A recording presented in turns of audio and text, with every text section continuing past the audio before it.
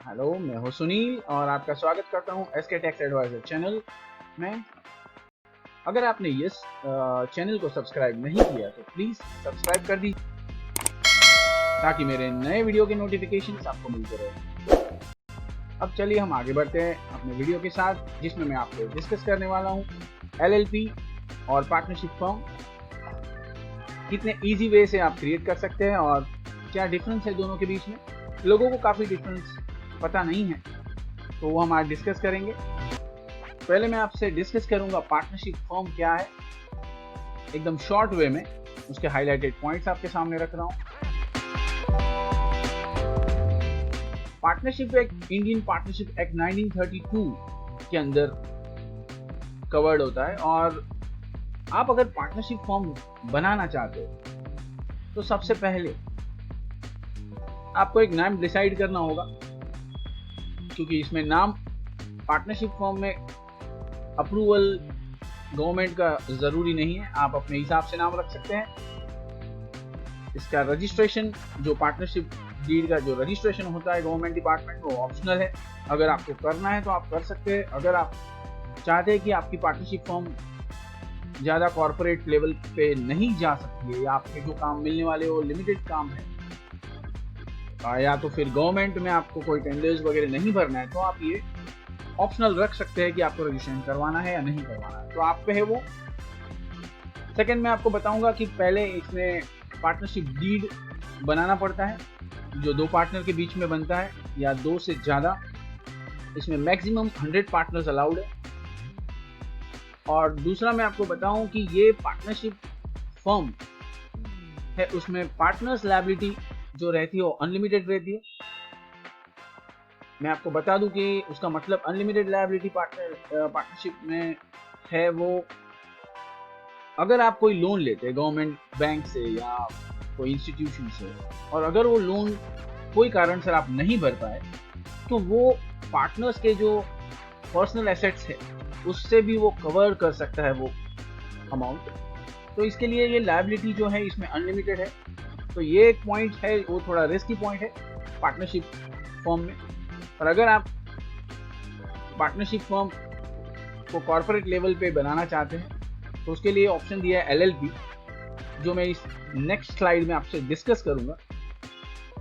पहले हम पार्टनरशिप को समझ लेते हैं। ये पार्टनरशिप का मैंने आपको थोड़ा डिटेल्स बताया। ये पार्टनरशिप बनाने के लिए जैसे ही आप रजिस्ट्रेशन नहीं करते पर डीड बना लेते हैं, उसको आप नोटराइज करा लीजिए और बैंक में अकाउंट खुलवा लीजिए, पैन कार्ड निकाल लीजिए, तो आपका पार्टनरशिप फॉर्म हो जाएगा।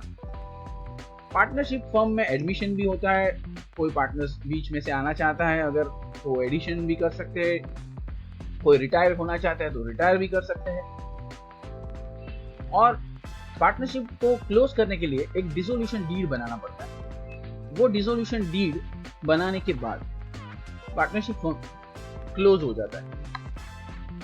तो ये पूरा प्रोसेस है पार्टनरशिप फर्म का। जो हाईलाइटेड पॉइंट्स मैंने आपको बता दिए हैं कि इसमें नाम आपको अप्रूवल लेने की कोई ज़रूर नहीं है, मैक्सिमम 100 पार्टनर्स है, ये सारी चीज़ है। प्लस एक और भी बेनिफिट है कि इसमें कंप्लायंसेस जो है गवर्नमेंट जो बहुत ही कम है एज कम्पेयर टू एलएलपी, मतलब लिमिटेड लायबिलिटी पार्टनरशिप, जो मैं आपसे अब डिस्कस करने वाला हूँ। तो चलिए हम आगे बढ़ते हैं लिमिटेड लायबिलिटी पार्टनरशिप के साथ। ये है लिमिटेड लायबिलिटी पार्टनरशिप के highlighted points. Limited liability partnership cover हो जाता है पार्टनरशिप एक्ट 2008 के अंतर्गत। और ये लिमिटेड लायबिलिटी पार्टनरशिप एक मॉडर्न वे है पार्टनरशिप फर्म का, जिसको कंपनी और ओल्ड पार्टनरशिप दोनों को कंबाइन करके बनाया गया है। और इसका रजिस्ट्रेशन है वो मैंडेटरी है, मीन्स आपको मिनिस्ट्री ऑफ कॉर्पोरेट अफेयर्स की साइट पे जाके इसको रजिस्टर करना होता है।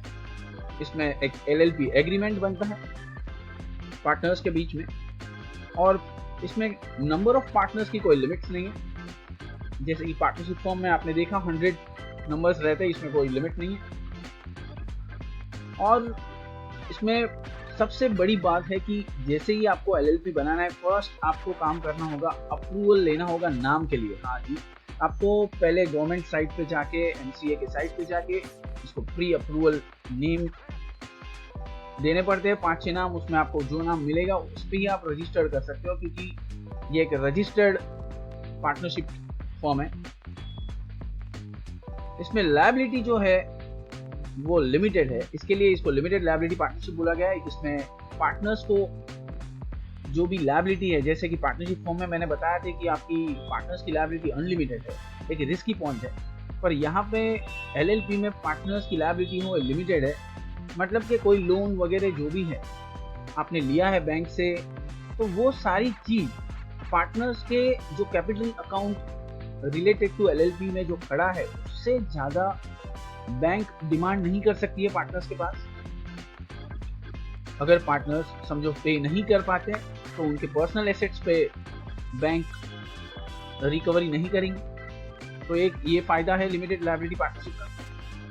और लिमिटेड लायबिलिटी पार्टनरशिप में जो नाम रहता है, जैसे पार्टनरशिप में तो आपने नाम रख लिया XYZ एंटरप्राइज या समथिंग, पर यहाँ पे एक सफिक्स लगाना पड़ता है LLP। जैसे ही आप प्राइवेट लिमिटेड कंपनी या लिमिटेड कंपनी बनाते हैं तो उसमें पीछे लिमिटेड वर्ड आता है, वैसे ही इसमें LLP वर्ड आ जाता है। जैसे आपको नाम मिल गया XYZ एंटरप्राइज LLP, ऐसे बन जाएगा। तो ये LLP और पार्टनरशिप फॉर्म के बीच में जो भी डिफरेंस है, जो भी इंपॉर्टेंट पॉइंट्स थे, मैंने आपसे डिस्कस किए। तो सबसे अब लिमिटेड लायबिलिटी पार्टनरशिप और पार्टनरशिप फॉर्म में एक बड़ा डिफरेंस वो भी है कि यहाँ पे कंप्लायंसेस बहुत बढ़ जाते हैं LLP में। तो वो एक आपको ख्याल रखना होगा, क्योंकि यहाँ पे आपको इनकम टैक्स रिटर्न्स भी भरने हैं, आपको MCA की साइट्स पे जाके भी उससे रिलेटेड जो भी एनुअल रिटर्न्स है वो भी आपको सबमिट करने हैं। तो थोड़ी कंप्लायंस इसमें बढ़ जाती है LLP में, पर ये modern way of partnership form है। अगर आपका बिजनेस कोई कॉर्पोरेट लेवल पे आप डील करना चाहते हैं किसी से, या आपको कोई कॉन्ट्रैक्ट मिल रहा है, तो आप LLP बनाएं, क्योंकि वो एक कॉर्पोरेट लेवल ऑफ फॉर्म दिखता है। तो आप LLP में तो ही जाएं। अदरवाइज अगर आपका स्मॉल बिजनेस है, आपका कोई गवर्नमेंट कॉन्ट्रैक्ट नहीं मिलने वाला है, तो आप पार्टनरशिप फॉर्म बना के भी अपना काम कर सकते हैं। तो ये दोनों में ये डिफरेंस जो है मैंने आपको बताया। तो मुझे लग रहा है कि आपको ये काफ़ी समझ में आ गया रहेगा कि LLP क्या है और पार्टनरशिप फॉर्म क्या है। तो अगर ये मेरा वीडियो आपको पसंद आया है तो प्लीज़ इसको ज़्यादा से ज़्यादा शेयर कीजिए, ताकि ये इंफॉर्मेशन लोगों तक पहुंच पाए। Thank you very much for watching my video.